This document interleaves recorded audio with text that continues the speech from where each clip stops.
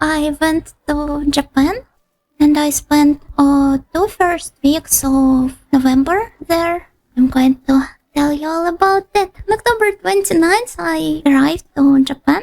But because I'm dumb, I had to spend the whole night in the airport because it landed at around 10 to 11 p.m. and most of the transport means weren't working, and while I am a rich Ojo, I am not rich enough to afford taxi in Japan. So I decided to just spend the night in the airport. I love all of the signs. They really go, as I said before, over the top with them in Osaka. Some of them are three-dimensional, like this Taco-san, for example. So cyberpunk, I wouldn't call it cyberpunk actually, but it has this feeling of, going to some shady site with your ad blocker turned off. This is the feeling I get from Osaka. Look at this bull. He wants me to eat his beef. Which is kind of sad now that you think about it, but he looks pretty happy about it. So who am I to judge him? Yeah, speaking of the river, there it is. I love the reflections on the water. It's so nice. It's even prettier in motion. Yes. Sadly, I didn't get to roleplay Majima and fish out something weird out of it. Because unlike in Yakuza, it was actually full of people. Yeah, everyone should strive to be Majima. He's an actual interesting protagonist and one of the key elements making Yakuza series feel good for me. Also stumbled upon a game center. Look at all of those old arcades.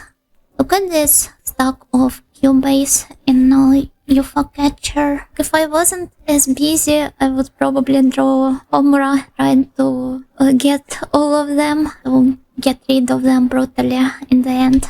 Evil creature. My mom is a big fan of him. Well, not a big fan, but she always insisted that he didn't do anything wrong when I showed her Madoka. So there's an art group in Japan called Team Lab, and they're mostly known for their immersive art installations.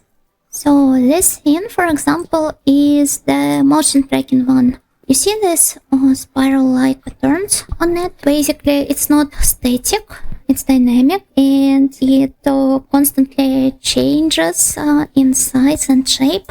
It's really pretty. I think I also recorded the video. Let me... Looks like something amazing already. Oh, there it is. Why did I move the camera? This is another exhibit shining in the distance, but yeah, you can see how the patterns move and change their color slightly. Oh no, it disappeared. I thought it would loop instead. But sadly the video doesn't convey the colors as prettily. Look at it! Look at them! It looks like a location from a JRPG. It kind of reminds me of Eternal Sonata, even though I didn't play Eternal Sonata. So these things, they also change color. So here's, for example, another photo that I took from almost the same place as on the previous photo. That looks magical. Yes, it does. I'm so happy I got to visit this place. I didn't expect anything from it first, but it was really magical. I have a video recording of that too, but once again, it's not as rich in color as the photos are. But regardless, let me show it to you.